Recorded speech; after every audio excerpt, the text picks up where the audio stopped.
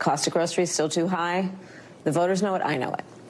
So part of my plan includes what we need to do to bring down the price of groceries, including the work I will do dealing with price gouging. For example, home builders, to create incentives for them to build millions of new homes in housing units so we can bring down the cost, including what I will do to give people a $25,000 down payment assistance if they are a first-time home buyer. His plans are about giving tax cuts, massive tax cuts, to billionaires and big corporations.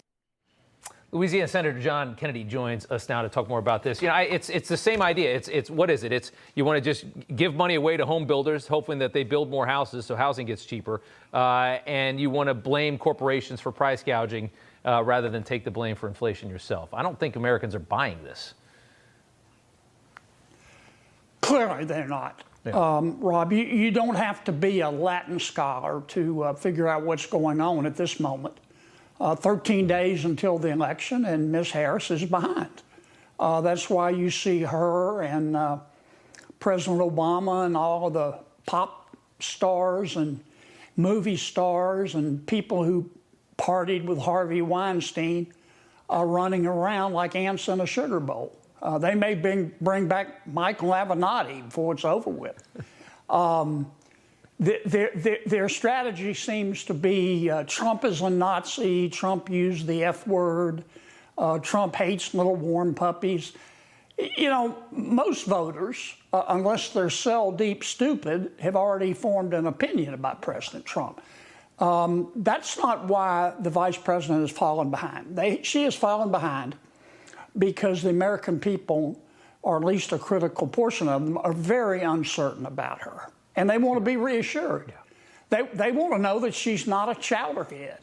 They want to know that she has the right stuff. They want to know that if they gave her a penny for her thoughts, they wouldn't get back change. They want to know what she's going to do about inflation and the border and crime and national security. Yeah. And President Trump has addressed all those things, and frankly, she hasn't. And he addresses them in a way that actually sounds like, that they'll actually get fixed, and that's the difference. And these early voting numbers, I just want to show some of them. Arizona, Republicans leading in the early vote by about 50,000, 55,000. North Carolina Republicans have closed the gap. Democrat advantage only about 10,000. In Nevada, Republicans have the lead. In Nevada, which is a blue state, Republicans have the lead in the early vote. Yeah. That is, does that not tell the story of just pure motivation on one side and just disinterest on the other? Well, Rob, I think at the end of the day, both sides will be motivated, and it'll be a close race. And, I can't predict the future. I have to wait for it like everybody else. But in the last 2 weeks, 3 weeks, I've been in Pennsylvania, Ohio, Michigan, Wisconsin, Montana, Nevada, and this race has turned. And I think the vice president's strategy, for what it's worth, is star-spangled stupid. Her thesis seems to be, Rob, look, I may be bad, but the other guy's worse. Yeah. That's not how you win a campaign. No. People are uncertain about the vice president, and she's done nothing to reassure them. Yeah.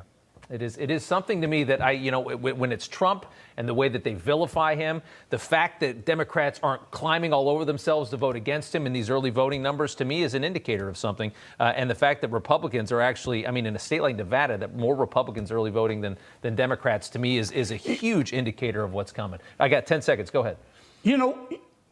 This race right now is about the following: hope versus more hurt. Hope versus more hurt. That's well said. Senator John Kennedy always has a way with words. Thank you, sir, very much. We appreciate it.